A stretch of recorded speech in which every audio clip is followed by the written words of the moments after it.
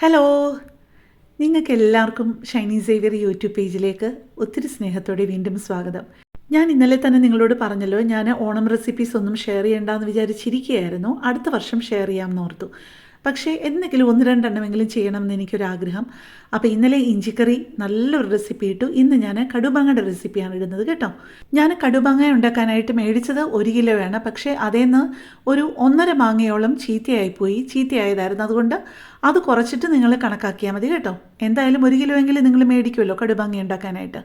അല്ല, 1/2 കിലോ മാങ്ങ മേടിച്ചിട്ടാണ് ഉണ്ടാക്കുന്നതെന്നുണ്ടെങ്കിൽ ഇതിൻ്റെ നേരെ പകുതി അളവെടുത്താൽ മതിയാവും കേട്ടോ. ഒരു 1/2 കിലോയോ 400 ഗ്രാമോ ഒക്കെ ആണെന്നുണ്ടെങ്കിൽ ഇതിൻ്റെ നേരെ പകുതി അളവ് മതി. ഇപ്പം ഞാൻ അതിലേക്ക് ഒരു 1.5 ടീസ്പൂണ് ഉപ്പുമിട്ട് നന്നായിട്ടൊന്ന് തിരുമ്മി കൊടുത്തിട്ട് ഒരു 1/4 മണിക്കൂറൊന്ന് റെസ്റ്റ് ചെയ്യാൻ വെക്കുകയാണേ.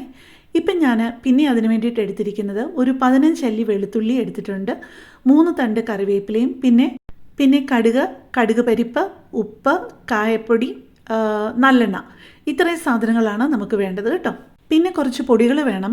കാശ്മീരി ചില്ലി പൗഡർ ഒരു 5 ടേബിൾ സ്പൂൺ ലെവലായിട്ടും, ഉലുവാപ്പൊടി ഒരു 3/4 ടീസ്പൂൺ ലെവലായിട്ടും, പിന്നെ കടുക് പരിപ്പ് 1 ടീസ്പൂൺ ലെവലായിട്ട്, കായപ്പൊടി 1 ടീസ്പൂണ് ലെവലായിട്ട്, വിനീഗർ 1.5 ടീസ്പൂണ്, പിന്നെ ഉപ്പ് അത് ഞാൻ നേരത്തെ പറഞ്ഞല്ലോ. ഞാൻ ഇതിനിടയിൽ പെട്ടെന്നൊരു കാര്യം പറഞ്ഞോട്ടെ. എൻ്റെ ഈ ചാനലും എൻ്റെ ഈ വീഡിയോയുമൊക്കെ ആദ്യമായിട്ട് കാണുന്ന ആരെങ്കിലും ഒക്കെ ഉണ്ടെങ്കിൽ എൻ്റെ ചാനലിൽ പോയി ഒന്ന് ചെക്ക് ചെയ്യണേ. ഒരുപാട് നല്ല നല്ല റെസിപ്പികളുണ്ട്. അത് നിങ്ങൾക്ക് പ്രയോജനപ്പെടുമെന്ന് തോന്നുകയാണെന്നുണ്ടെങ്കിൽ ഒന്ന് സപ്പോർട്ട് ചെയ്യണം കേട്ടോ. ഇപ്പോൾ ഈ നോൺ സ്റ്റിക്ക് പാനിലേക്ക് ഞാൻ എടുത്തിരിക്കുന്നത് 100 ml നല്ലെണ്ണയാണ്. 100 അല്ലെങ്കിൽ ഒരു 125 വരെ എടുക്കുന്നതിനും കുഴപ്പമൊന്നുമില്ല. അതിലോട്ട് 1 ടീസ്പൂൺ കടുകാണ് നമുക്ക് ആദ്യം വേണ്ടത്, 3 തണ്ട് കറിവേപ്പിലയും. ഇപ്പം നമ്മൾ എടുത്ത് വെച്ചിരുന്ന ആ 15 മീഡിയം വലിപ്പത്തിലുള്ള ആ വെളുത്തുള്ളി അല്ലി വെറുതെ രണ്ടായിട്ടൊന്ന് മുറിച്ച് കൊടുത്തിട്ടുണ്ട് കേട്ടോ. ഇപ്പം നമ്മൾ 1 ടീസ്പൂൺ കടുക് ഇട്ട് കൊടുത്തല്ലോ, അതെല്ലാം പൊട്ടിയിട്ടുണ്ട്.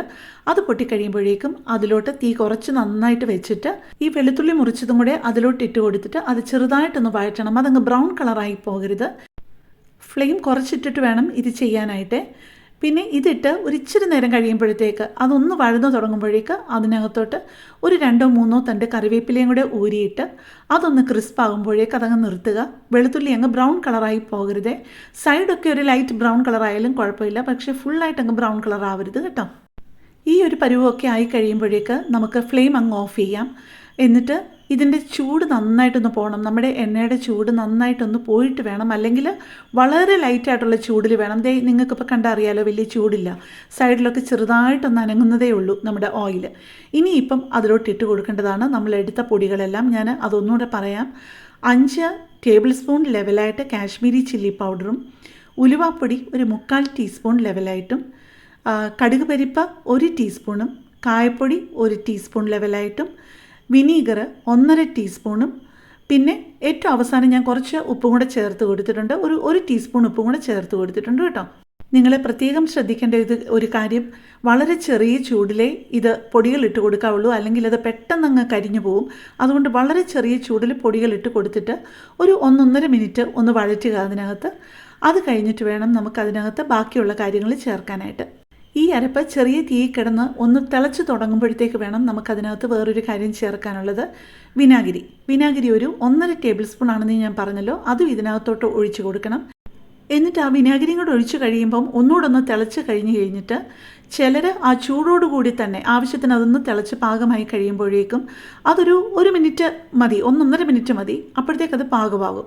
എന്നിട്ട് അതേ ചൂടിൽ തന്നെ മാങ്ങ മുറിച്ച് വെച്ചത് ഇടുന്നവരുണ്ട്. പക്ഷെ ഞാൻ ഒരിക്കലും അങ്ങനെ ചെയ്യാറില്ല കേട്ടോ. അത് ചെറുതായിട്ടൊന്ന് വെന്തു പോകും.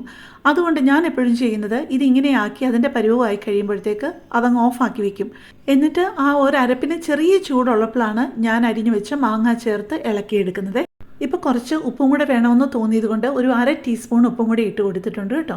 അവസാനം ഇട്ട് കൊടുത്ത ആ ഉപ്പും കൂടി ഇട്ട് ഒന്നുകൂടെ ഒന്ന് ഇളക്കി യോജിപ്പിച്ച് കഴിഞ്ഞിട്ട് നമ്മൾ മാങ്ങ പുരട്ടി വെച്ചല്ലോ ഉപ്പിട്ട്, അതിൻ്റെ ആ വെള്ളത്തോടു കൂടി തന്നെ അതിനകത്തോട്ട് അങ്ങ് ചേർത്തിട്ട് നന്നായിട്ടൊന്ന് ഇളക്കി എടുത്താൽ മതി കേട്ടോ.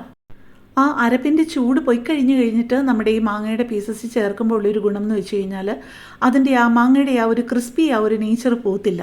അല്ലെന്നുണ്ടെങ്കിൽ ഞാൻ പറഞ്ഞ പോലെ ഒരിച്ചിരി വെന്തു പോകും. നല്ല ചൂടോടെ ഇട്ട് കൊടുക്കുക. മാങ്ങയുടെ പീസസ് ഒട്ടും വെന്തു പോകാതെ നല്ല കറുമുറാന്നിരിക്കുമ്പോഴാണ് കുറേ കൂടെ കടുമാങ്ങയ്ക്ക് ടേസ്റ്റ് കൂടുതലെന്ന് എനിക്ക് ഫീൽ ചെയ്യുന്നത് കേട്ടോ.